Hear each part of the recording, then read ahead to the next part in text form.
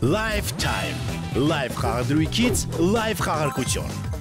15 միլիոն դրամ ու լավ Lifetime Vivaro-ում։ Կատարեք 500 դրամ եւ ավելի խաղադրույք, live խաղադրույքներ բաժնի 1 ու 3 եւ ավելի գործակցով ցանկացած իրադարձության ելքի վրա։ Մասնակցեք 15 միլիոն դրամի live խաղարկությանը։ Շահեք ձեր մասնաբաժինը։ Ակցիան կգործի մայիսի 25-ից հունիսի 24-ը։ Vivaro, խաղացեք հաճույքի համար։ Տասնամյակների փորձ եւ հաստատուն որակ, ներփաճաշակ համ եւ անկրկնելի բուրմունք, գետապ վերնաշեն եւ արենի, լավագույն ավանդույթները շարունակվում են, Վեդի վայն։ Մերոնք կետեմ կայքի եթերում ես շարունակում եմ, մերոնք շարքը բարև ձեզ։ Եվ այսպես ես գտնվում էի Հայաստանի սահմանամերձ գյուղերից մեկում, Չինարիում, Այնտեղից դեռ նկարահանումներ ունենք արած, բայց ինչպես ասում են, մենք գնում ենք սահման, ներսի թշնամին կամ ներսի դավաճանը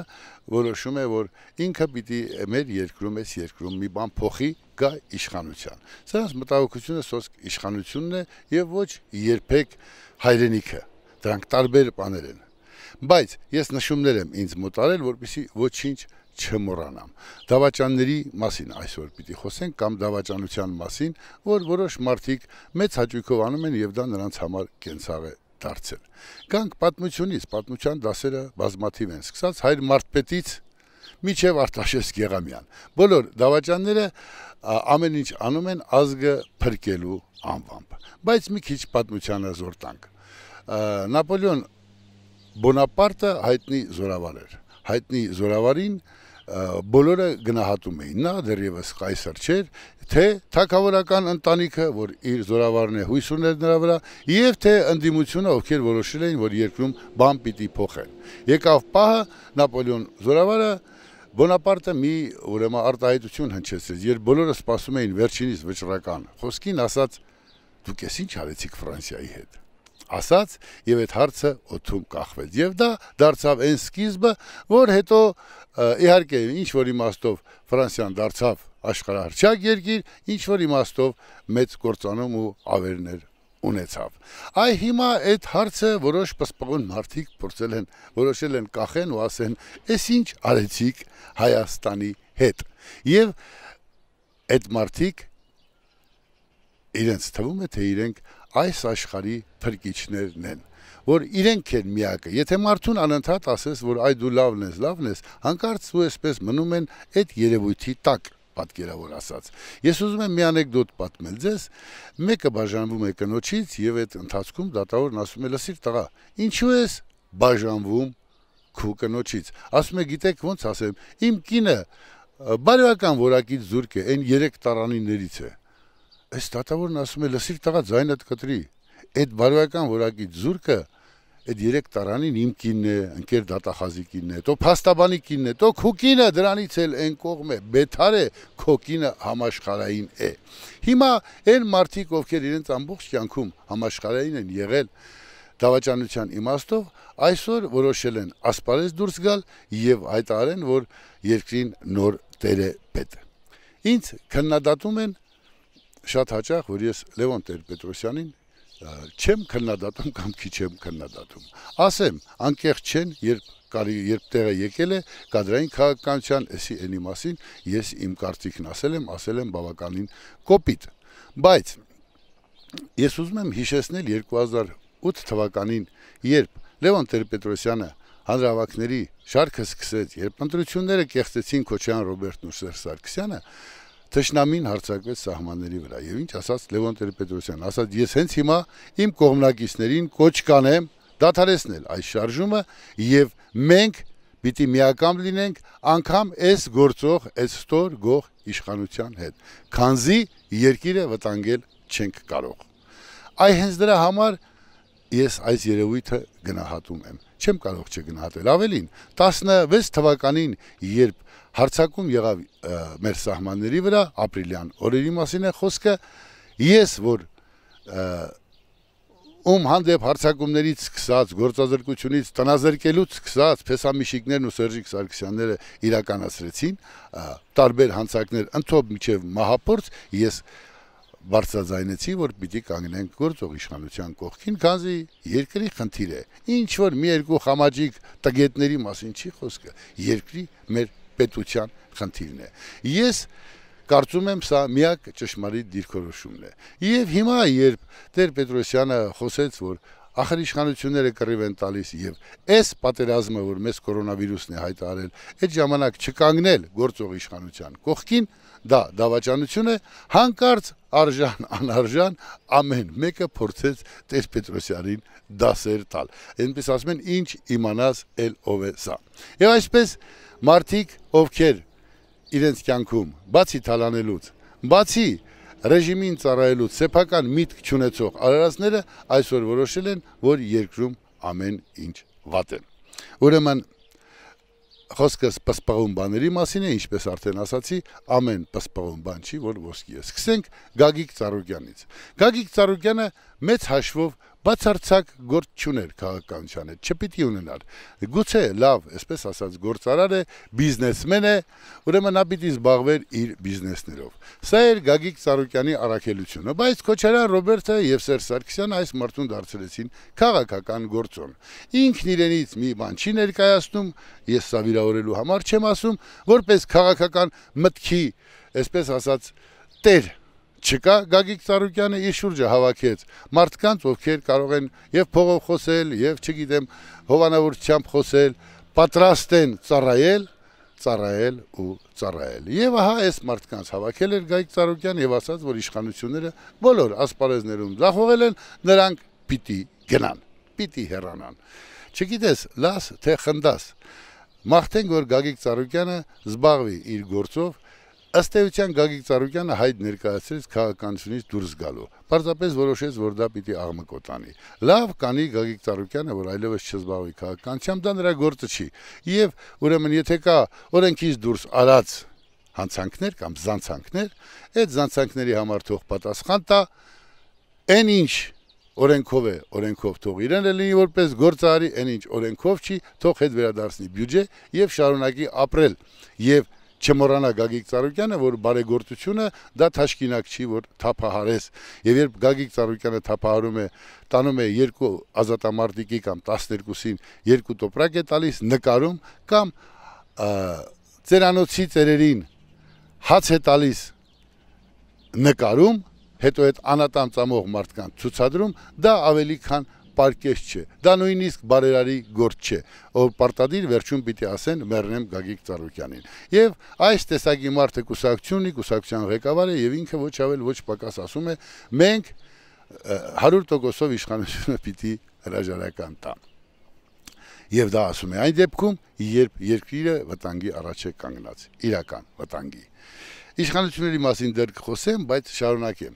Ուրեմն այս ամենը որտեղից է գալիս, իհարկե տխրահարճակ Փեսամիշիկից։ Փեսամիշիկն է սրանց բոլորի դիրիժորը եւ իր փայտիկին համահունչ սրանք սկսում են Միշիկավարի խոսել։ Բայց գանք ուրեմն ձախողած ոլորտներին, ով հաճախ ուրեմն Գագիկ Ծառուկյանը, ընդհանրապես ոչ իշխանական արարածները կամ մարդիկ ընդդիմությունը անընդհատ մատնանշում են, թե այ մեր առողջապահական համակարգը։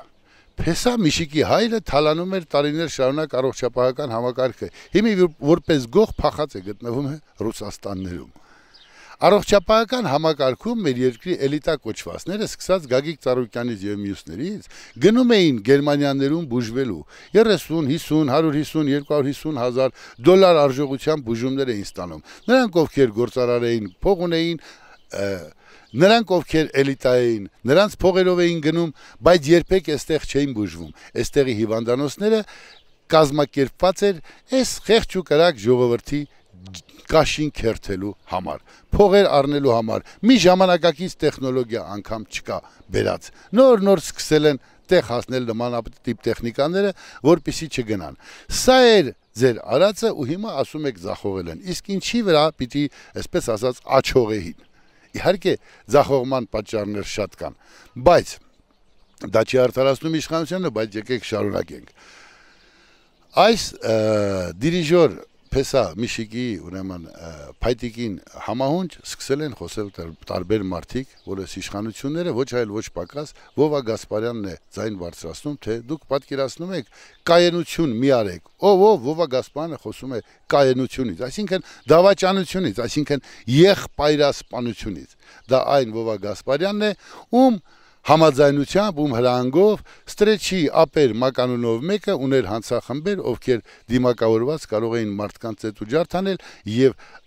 ստերում հրամանը տալիս էր Գասպարյան Վովան։ Սրան կծեցեք, նրան կտանեք նկուղ, նրանից էս կստանաք։ Սա է Վովա Գասպարյանը, ով բացարձակ չունի արժանապատվություն, ով հայտնի գործարար Ալբերտ Երիցյանի, Երիցյանների աբոյի առանձնատունը $1,200,000 գնելու պայմանագիր կնքեց, $200,000 վճարեց, հետո 1 միլիոնի գործ սարքեց Երիցյան Ալբերտի գլխին, որպեսզի այդ 1 միլիոնը չտա։ Եվ այս մարդը խոսում է արժանապատվությունից եւ կայունությունից։ Մարդ, ով իրավական համակարգը, ոստիկանական համակարգը հասցրեց պլենտուզից ցածր վիճակի, ինչպես այսօր սովոր են ասել, կարգավիճակի ցածրության, նողկալի մի ցածրության, քանզի Վլադիմիր Գասպարյանի տեսակը դերասան տեսակ է, ոչինչ չտվող տեսակ է եւ հիմա բարձրագոչում է, թե այս ինչ կայունություն է կանում։ Այ նոր իշխանություն է գալու, մոռացեք, որ գալու են, չգիտեմ, Սերժ Սարգսյանն ու Ռոբերտ Քոչարյանը, նրանք չեն գալու։ Դու նրանց ծորներն անգամ, որ դուք ուզում եք գան, դեռ երկար տարիներ իրավունք չպիտի ունենան Հայաստանում իշխանություն լինելու, քանզի վերջիններս պարզունակ թալանչի հանցագործներ են։ Գանք մի ուրիշ խրոխտ գեներալի, ով այս ընթացքում խոսեց, իբր փորձեց Լևոն Տեր-Պետրոսյանին պատասխանել հայտնի հայտարարությանը եւ ուրեմն Նիկոլ Փաշինյանին ասաց, թե օրինակը բերելով, թե Փաշինյանը զորավար է, եթե զորավարը պարտվում է, պիտի հրաժարական տա։ Սա այն Արշոն է, ով Ստեփանագերտի կենտրոնում մի քանի միլիոն դոլարանոց տուներ կառուցում, իսկ Արցախի սահմանները պահող զինվորները պարսատիկներով, ռագատկեքով, լուսավոր փողոցում վաճառվող խաղալիքներից էին կրակում դեպի Չեզոք գոտի, որ հանկարծ թշնամին տարածքը չանցնի։ Այդ միլիոնավոր դոլարներով առանձնատուն կառուցած մարդը այսօր խոսում է, որ իշխանությունները զորավարը ուրեմն սխալվեց, ուրեմն այդ զորավարը պիտի հրաժարական տա։ Այստեղ են ասել տոլավ է Արշո։ Երեք հանրահայտ Իոնեսյան կա, ով իմ աչքի լույսը չի, եւ Սայադ Շիրինյան, ում ճանաչում եմ։ Իհարկե հետը հաց կերած չկա։ Սայադ Շիրինյանը 02-ի երկար տարվա աշխատողներից է եղել։ Ես վերջինս հիշում եմ դեռ Վանո Սիրադեղյանի ժամանակներից կամ վերջից Սուրեն Աբրահամյանի ժամանակներից Վովա Գասպարյանն էլ մեզ նվեր։ Ուրեմն շատ ճիշտ ասաց Սայադ Շիրինյանը, երբ Իոնեսյանին ասաց, որ հանկարծ իմ անհատական տարածք չմտնես, սա իմ տունն է։ Սա իմ գա, իհարկե ճիշտ ասաց, բայց շարունակությունն ավելի քան զավեշտալի էր։ Մի հիստերիկ ճղճղոց Սայադ Շիրինյանը, թե «Էս ինչ արեցիք, էս սորոսներով, երկիր չեք կարողանում ղեկավարել» եւ այլն եւ այլն։ Մոռացել է, որ բոլոր սպանությունները կոծկողը Սայադ Շիրինյանն էր, որ մարտի 1-ին առանց հոնքը շարժելու, առանց զգացմունքի, երբ փողոցում մարդկանց սպանել էին, բերել էին ատրճանակներ ու չգիտեմ ինչեր էին գցել Ազատության հրապարակ, ցույց էր տալիս ոստիկանը առանց ձեռնոցների, Սայադ Շիրինյանը հանգիստ խղճով դատապարտական, այսպես ասած, ելույթներ են ունենում, թե այ եթե ոստիկանությունը սա չաներ, այ այսպես կլիներ վիճակը։ Եվ հիմա այս Սայադ Շիրինյանը եւս խոսում է երկրում իշխանափոխությունից եւ որ ուրեմն իրենք չեն կարողանում իշխանությունները չեն կարողանում ղեկավարել երկիրը, որ ամեն ինչ վատ է, ամեն ինչ գարշելի է։ Ահա այս Սայադ Շիրինյանը եւ նմանատիպ արարածները պարբերաբար փորձում են եւ հետնել ամենադժվար պահին։ Ովքեր են սրանք, ովքեր են Արտաշես Գեղամյանները, Ծառուկյանները, մենք ինչ դասեր ունենք պատմությունից։ Պատմության դասերում մենք պիտի հիշենք, մեր դռները միշտ ներսից են բացել։ Դռները բացել են այս տիպի մարդիկ։ Հավատացեք ինձ, սկսած հայր մարդպետից, ով հայոց բերդը հանձնեց եւ թագուհուն, այսպես ասած, հանձնեց, հայոց թագուհուն, ով օրերով ամիսներով պաշտպանություն կազմակերպեց միջև իր որդի Պապ թագավորը գա հասնի, հայր մարդպետը հայրենիքը փրկելու նպատակով հանձնեց բերդը, ծախեց բերդը, բացեց դռները ներսից։ Հիմա գանք Փեսամիշիկը ինչ է անում։ Ես ասեմ մի կարևոր բան։ Պատկերացրեք, որ բոլոր պետությունները ունեն, այսպես ասած, սև կասսա։ Հավանականությունը դրա 99.9 10-որդական կամ 100-որդական տոկոս է։ Ինչ է սև կասսան։ Դա այն փողն է, որ մեզանից յուրաքանչյուրը ունի իր սև օրվա համար պահած, հա, պետությունը ավելի մեծ մասշտաբի։ Շատ լավ իմանալով պետությունների այս բնավորությունը, Փեսամիշիկը գործ է տալիս քանդելով մեր պետությունը, թե այդ տեսեք Նիկոլ Փաշինյանը, եթե իհարկե մեր պետությունը ունի սև կասսան դեռ պահպանվում է, եկեք մեզ այսպես ասած ուխտի տեղը չդնենք, նստենք, ուխտին չնստենք ուզման գանք, հնարավոր է որ ամեն պետություն ունենա, մենք էլ բացառություն չենք։ Սև փողերը մեզ պետք են գալիս։ Էլի հիշեցնեմ Տեր Պետրոսյանին, ասած, եթե ես հաշվեմ բարձրաձայնեմ, թե ինչքան գումար ծախսեցինք հաղթանակին հասնելու համար, զենք զինամթերք ապահովելու համար եւ այդ օրերը անցկացնելու համար, այդ գումարները մի քանի անգամ կբավականացնեին Հայաստանի Հանրապետության տնտեսությունը կատարյալ զարգացնելու համար։ Բայց ասած, ես ոչ այդ գումարների ծագումնաբանությունը կասեմ, ոչ մյուսը կասեմ, քանզի դա պետական գաղտնիք է, դրա մասին չեն խոսում։ Փեսամիշիկը խոսում է այն ամենի մասին, ինչ իրենք շատ լավ գիտեին։ Նման մեխանիզմներով, եթե Հայաստանը ունեցել է սև գանձարկղ, ուրեմն այդ սև գանձարկղը աշխատել է ինչ-որ մեխանիզմներով։ Հիմա Փեսամիշիկը գործ է տալիս, չգիտեմ Վորոնեժում, չգիտեմ Նիկոլ Փաշինյանը ադամանդներ վաճառեց, բրիլյանտի գործը, չգիտեմ զենք վաճառեց, այսքան միլիոն դրեց իր գրպանը։ Ծիծաղելի է զավեշտալի, քանզի Նիկոլ Փաշինյանը վստահ եմ իր գրպանը չի դնի։ Իսկ եթե հանուն պետության անում է, հանուն պետության երբեմն նաև սպանում են ականջներիդ օղարեք։ Այնպես որ դավաճանական այս շարքը մեկ նախ շատ նողկալի է եւ մեկ անուն ունի։ Հիշեք, մենք այլևս չենք մտնելու նույն ջուրը, նույն ճահիճը, նույն ցեխաջուրը, քանզի մենք գիտենք պատմության դասերը։ Դռները բացում են ներսից։ Այսօրվա դռներ բացողները բոլոր նրանք են, ովքեր այս նեղորին պահանջում են մեր իշխանության հրաժարականը։ Հիմա գանք իշխանություններին։ Իշխանություններին հենց ուզում եմ քննադատել, հենց որոշում եմ, որ այ պիտի մի բան ասեմ, այդ նույն Իոնիսյանի հետ կապված գուցե, այդ նույն Աղազարյան Հովանես կա իմ քայլից, որ կարծես Գալուստ Սահակյանի չստացված պատճենը լինի, շատ ավելի տխուր, մեկ-մեկ ուզում եմ հարցնել սրանց որտեղից բերեցիք։ Մի քանիսի այսպես ասած պատմություններ կան, մի քանի գործ տվող խմբագիրներ կան եւ այլն։ Եվ այլն անդիմություն կոչվածը անում է հերթական դավաճանական քայլը եւ ես չեմ հասցնում իշխանությունների մասին մատներս ծալել։ Այդ թեման կթողեմ հաջորդ անգամվան, բայց ուրեմն ուզում եմ մի կարևոր հիշեցում էլ անել։ Այս իշխանությունը երիտասարդ է, երիտասարդ ու հանդուգն։ Կարող ենք ածականները շարունակել մեծամիտ, ամբիցիոզ, չգիտեմ, անպայման փորձում են ինքնահաստատվել, եթե կուզեք, երբեմն մեր բոլորի ջղերի հաշվին։ Ես դեմ չեմ։ Կա այդ բացասական երևույթը, բայց այս իշխանությանը մենք ընտրել ենք։ Հովա Գասպարյանի քավորությամբ չենք կեղծել, Սերժ Սարգսյանի քավորությամբ չենք կեղծել, չենք գողացել։ Այս իշխանությանը մենք կամ կվերընտրենք, կամ կճանապարհենք, արտահերթ ընտրություններին մասին մոռացեք, կճանապարհենք հերթական ընտրությունների ժամանակ։ Այս իշխանությունը մեր իշխանությունն է, ժողովրդի իշխանությունն է, մեր ընտրածն է, մեր մուրը, մեր գլուխը, ձեզ ինչ։ Դուք բացարձակ կապ չունեք Հայաստանի հետ, Հայաստանի իշխանության հետ։ Այս իշխանությունը թերևս մի բանում է մեղավոր Նիկոլ Փաշինյանի չափից դուրս, այսպես ասած, մեղ վերաբերումքը երկրի թալանչիների հանդեպ։ Ինչու՞, ես դեմ եմ, ես